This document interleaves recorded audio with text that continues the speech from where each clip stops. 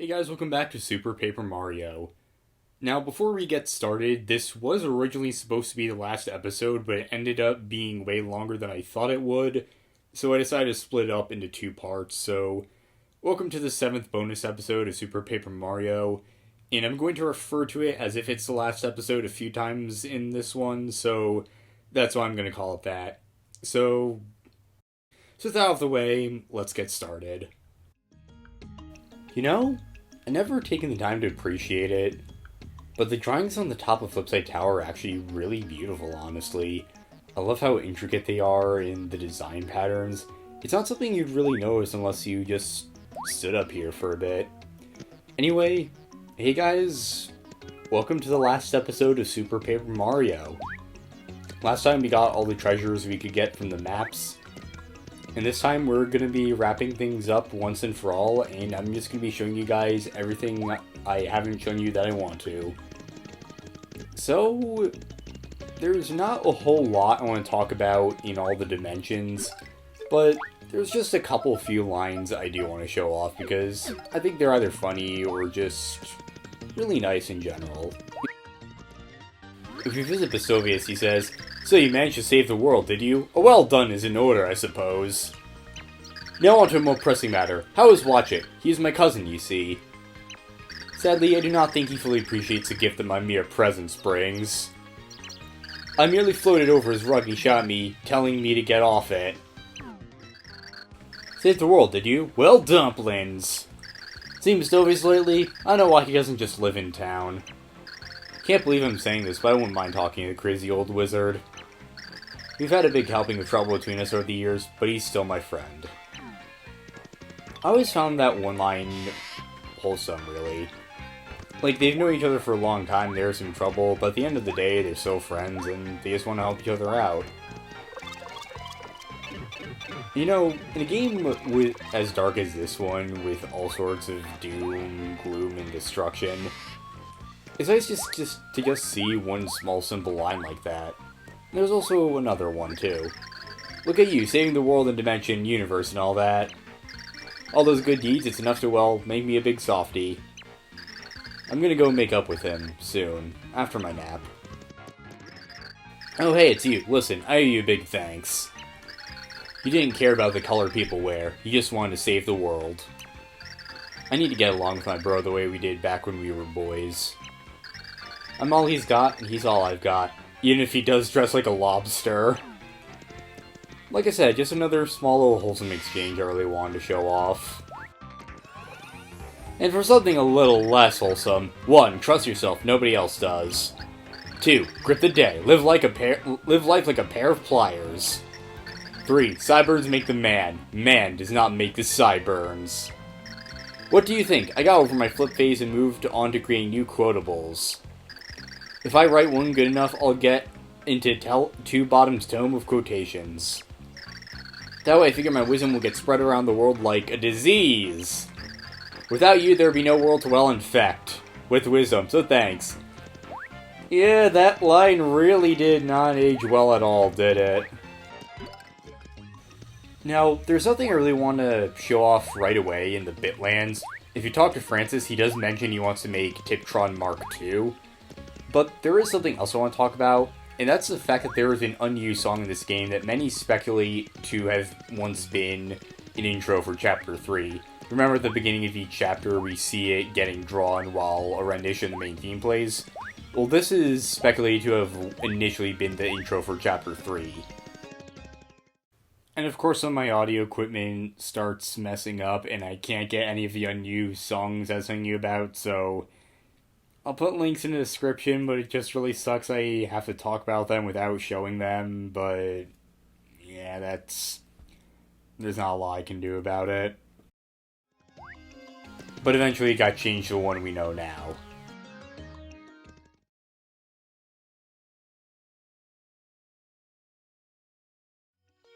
In the land of the Kragnons, there's something else I want to point out. We already saw how the Kragnons are doing, we saw that King Crocus is doing well.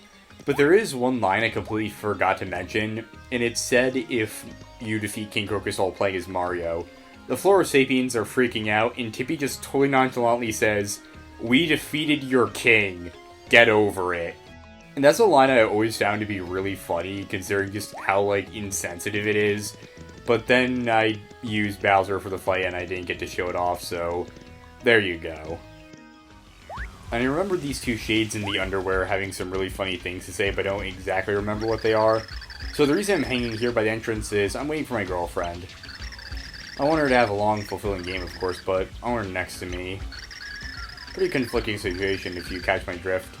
Well, I doubt you understand.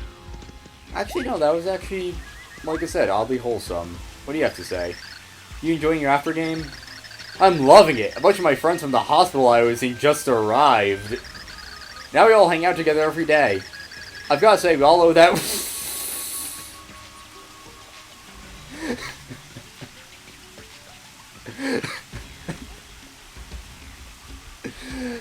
Okay. Game, you never cease to amaze me. And since I never got to show it off, I'm gonna show off the titles on Captain Gills. That's the master of the underground canal, the fish named Captain Gills. He's a fish the boy on the third floor loves so much, or used to be anyway. Now he's big and scary and doesn't need any adorable little kids in his life. I guess he's really moving up in the world. And he has kids now, too, somehow. That's Gills Jr. Looks like the stork brought Captain Gills a few guppies. This is a strapping male. See how he watches his siblings with that protective gaze? Tiptron is into fish confirmed. And she actually has unique towels for each of them, too. That's Gills the second. Aren't Gills Jr. and Gills wouldn't they be the same? This is a healthy female. She patches things up when her siblings fight. That's Gills the third. Looks like the stork brought the same thing. This is a rebellious male. He's a troublemaker that keeps Captain Gills awake. That's Gills the fourth. Looks like this... I need to stop saying that. This little squirt's just a boy. He tries to leave the school, but his fins are too small. Wait, hold on.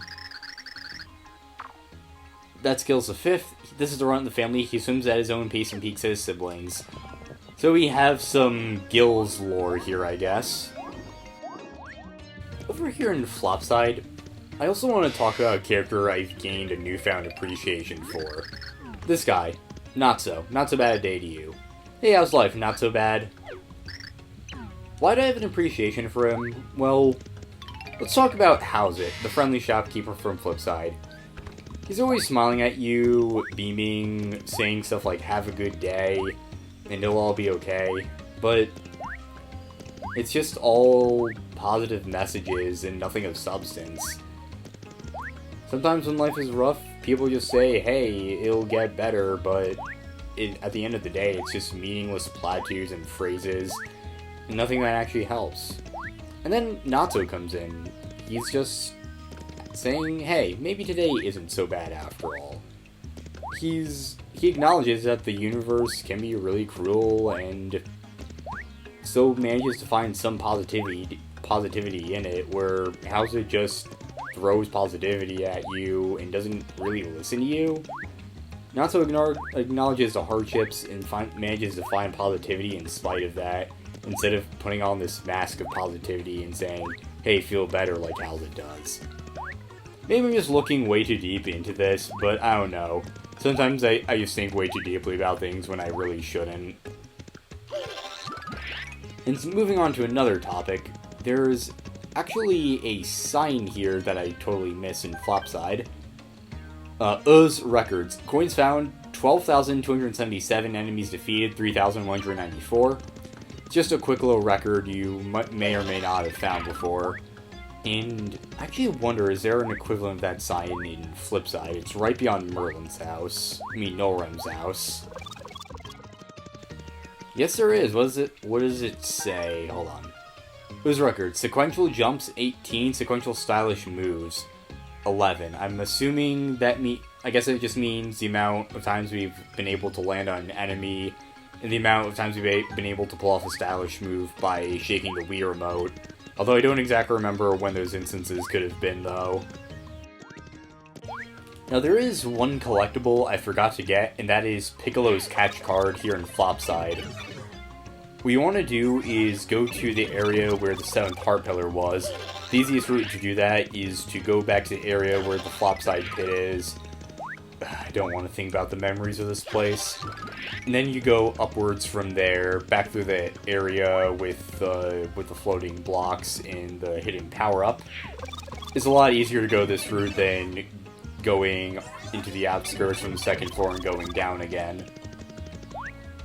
And then what we want to do here is flip into 3D, and you can see there's a gap there that leads into the background. So by using Luigi's Super Jump, we can get to the top again, flip into 3D, and get into the back hallway.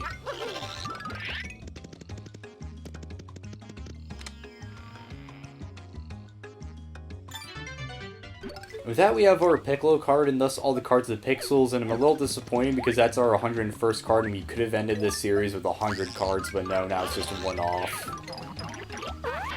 Actually, you know what else I want to talk about? The architecture here. I really like the architectural style of Flipside. I like the symbols on the ground. I like that sort of sun symbol we have there. The architectural style is really appealing to me, and I've never really been able to describe it, but I feel like it reminds me of some kind of real-world style. I've never been able to put my finger on it. I want to say maybe like French, sort of. I probably don't know what I'm talking about, but just the way the swirls look, the lines of the pillars, like I pointed out before, these designs of the ground, and all like the towers and stuff. It's just, oh yeah, here too, the lampposts and the golden fences, the swirls. I've always found it really appealing, and I've never been able to find an architectural style that matches it totally. If any of you guys know what it is, feel free to leave it in the comments. I've always been fond of it, but I've just never been able to identify it. And I guess I just want to show some appreciation for like the design of Flipside and Flopside too, because like I said, actually maybe I haven't said this, but I really like Flipside and Flopside as a hub world. I like how it's this mysterious town in the middle of all dimensions, how it's both light and dark. You get the feeling that there's more of these places than meets the eye, because we've heard about these ancients. There's, well, Raquel and Shadoo hiding beneath them. And there's a bunch of secrets in multiple dimensions here. You get the feeling there's more to it than meets the eye, and that's why I really like Flipside and Flopside as a hub world. And yeah, that's kind of all I want to say about that. Moving on to other topics, the score on the top of the screen will rise to 10 million if you actually get to that level. Basically what happens is that an eighth number of space is added. And I also want to talk about shot points. We weren't able to get, well, all the thresholds, but I did get some while I was making all the recipes. 50 shot points gives you a fresh pasta bunch, 70 gives you a power steak, 100 gives you a Mega Koopa card. The Mega Koopa is the Koopa in the Bitlands that is the Mega Star. 150 gives you a Slimy Shroom, 200 gives you a Golden Leaf, 250 gives you an Ultra Shroom Shake, and 300 gives you a Wacka card. And on the topic of items, I also want to talk about selling items. I want to go over all the different items that have higher sale prices, and I want to tell you exactly what these items are, where you can sell them for higher than normal prices, and what the prices are. Curry shells can be sold for 13 coins in Yold Town. Fire bursts can be sold for 10 coins in Flipside. Gold bars can be sold for 120 coins in Yold Town. Gold bar X3s can be sold for 375 coins in Yold Town. Ice storms can be sold for 30 coins in Yold Town. Life shrooms can be sold for 50 coins in Flipside. Shroom shakes can be sold for 15 coins in Flipside. Sleepy sheeps can be sold for 15 coins in Downtown of Crag. Super shroom shakes can be sold for 50 coins in Downtown of Crag. And Thunder Rages can be sold for 100 coins in Yold Town.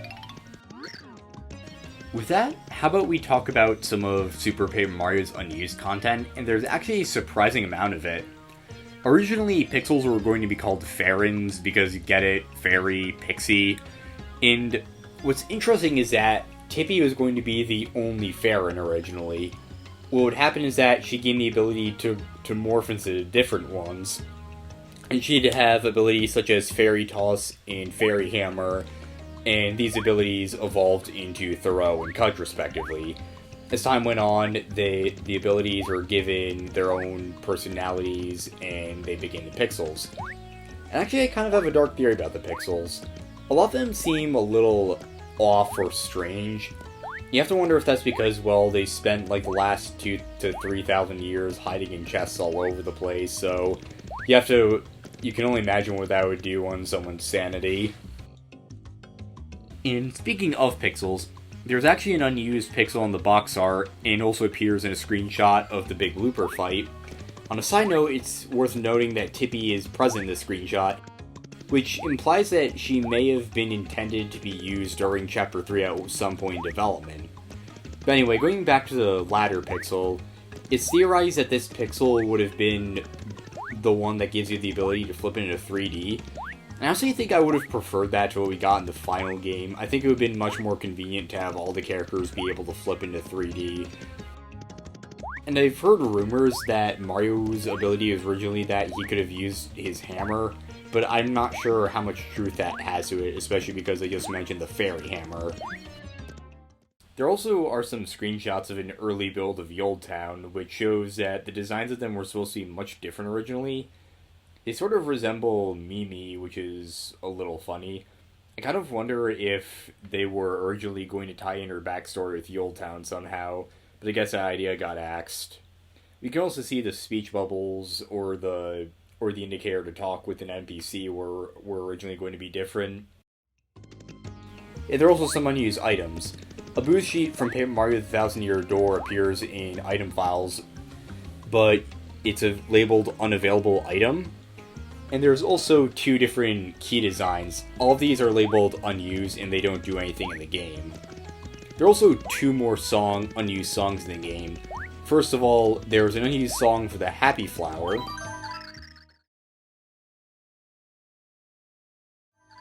And there's also an unused song called Relax.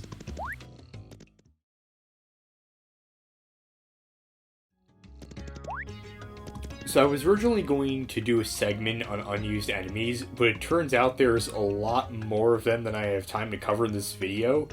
There's a video I found by a YouTuber called Skawo, I hope I pronounced that correctly, and he loaded a bunch of unused enemies that data into a test room and interacted with them in that one. So I'm going to put a link to that in the description so you can check them out for yourself. But a couple of points I want to make is that there is an unused Dark Underchomp, which was probably going to be in the Flopside Pit 100 trials. It looks like the Underchomp was just going to be a normal enemy. There's also unused data for Smorgs, a boss from Paper Mario the Thousand Year Door. And remember when I said that it would be evil if they had back Cursias in the Pit of 100 trials? Turns out that there is data for Dark back Cursias, which means at one point in development they seriously considered it. Thank everything they didn't go with that, seriously. On the topic of enemies, there are also some enemies from the Thousand Year Door that are left over in the game that were renamed, such as Spinias and Spunnias. This implies that they were originally meant to be in the game and they got a lot further in development than other enemies. And there are also blooper babies in the game that were used as test dummies for enemies. Another cool little fact is that Super Paper Mario and the Thousand Year Door have the same engine, so it is actually possible to load files from TTYD into this game and play them. I've seen footage of people playing in like Rogueport and other locations, so this is another little tidbit I thought I'd mention. Gold Fuzzies were also meant to appear in the game, and they actually lasted so long in development that they appeared on the back of the Nintendo Power Magazine guide for this game. So it seems like they were in the game for a lot longer than the other enemies were. There are also sprites for your partners from Paper Mario 64 and the Thousand Year Door in the game, which shows that at one point they were supposed to make an appearance, but then they just got reduced to being on catch cards. There are also some unused animations, such as Mario climbing ladders from the side, possibly in 3D, and there's also one of Dimentio walking, which I never realized that Dimentio never actually walked until I saw this. He was always like floating or just spinning, basically, and he never walked on the ground, which is kind of weird when you think about it.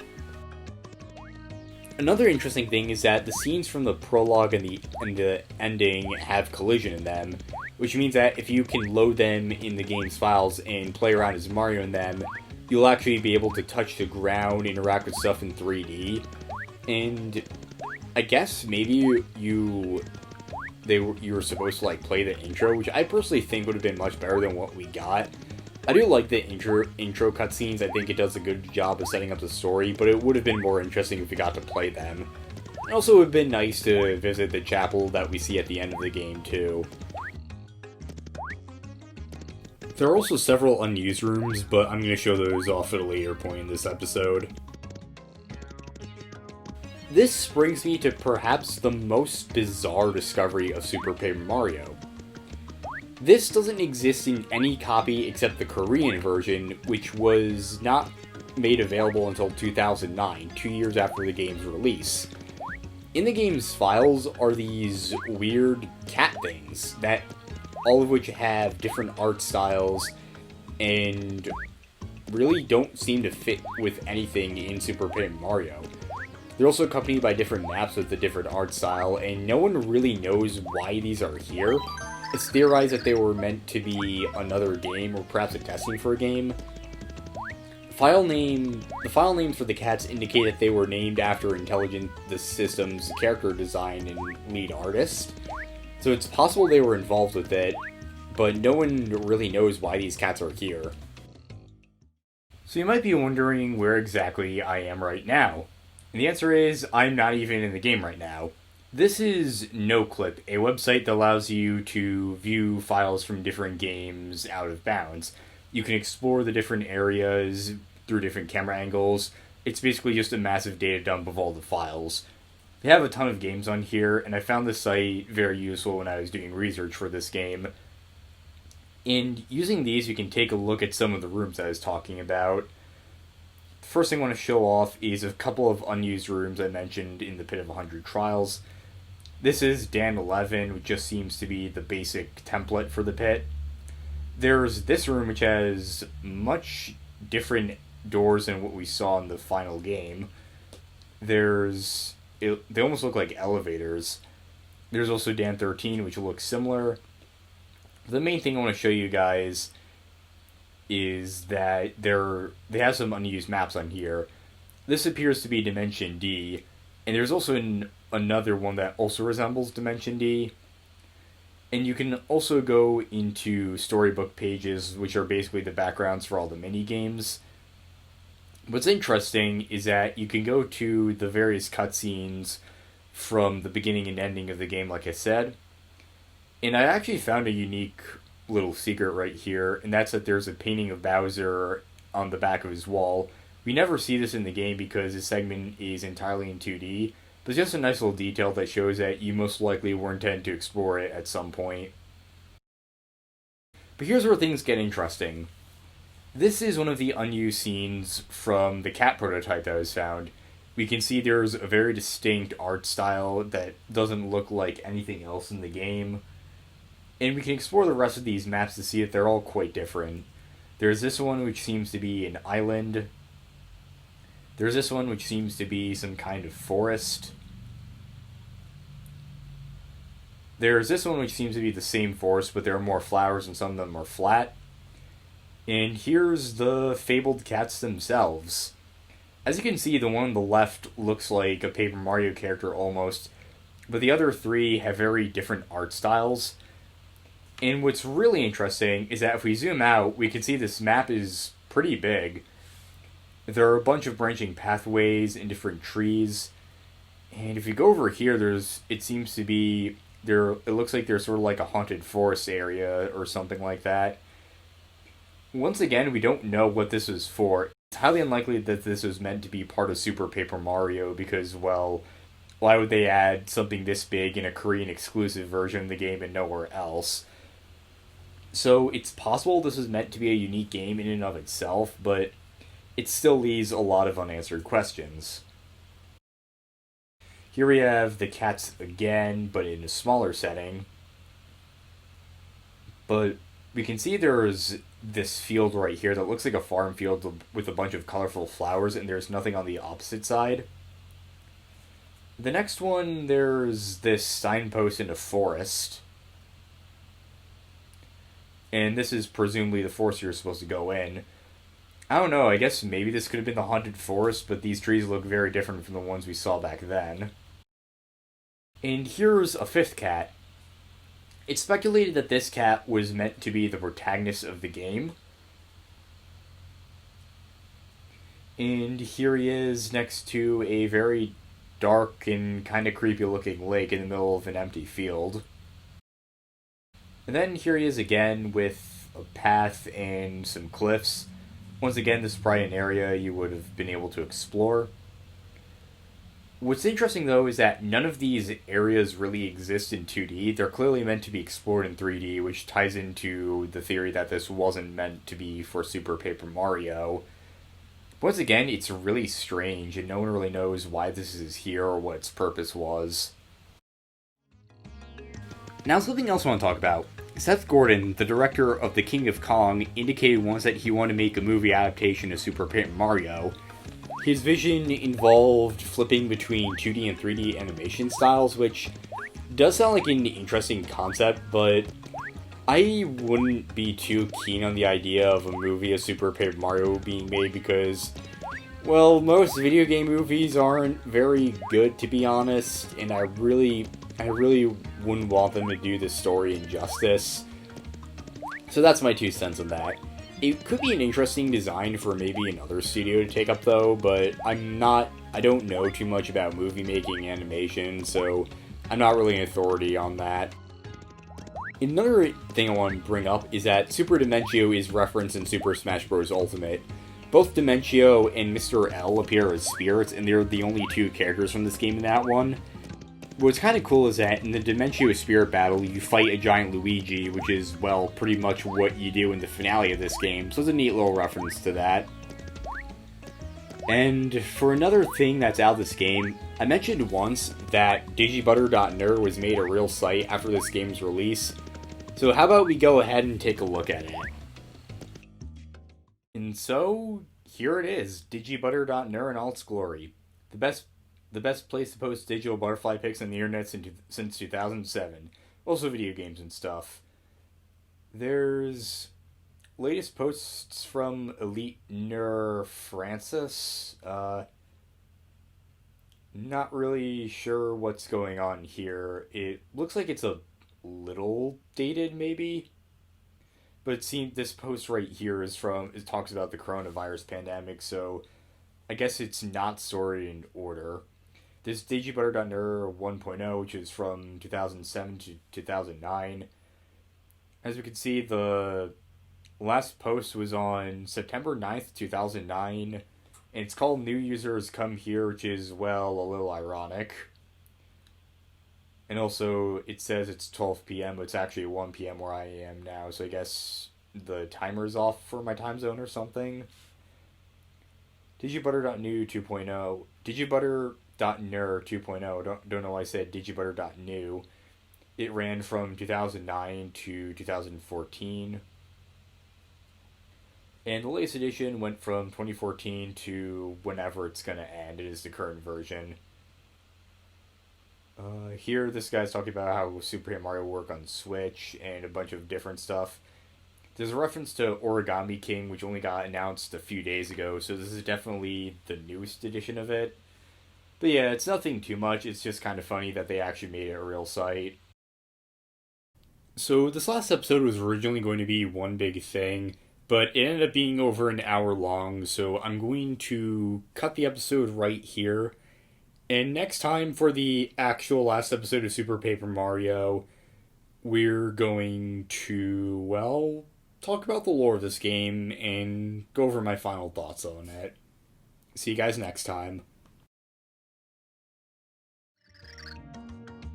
No one wants the world to end, no matter how bummed out they are. Well, I mean, Lumiere did.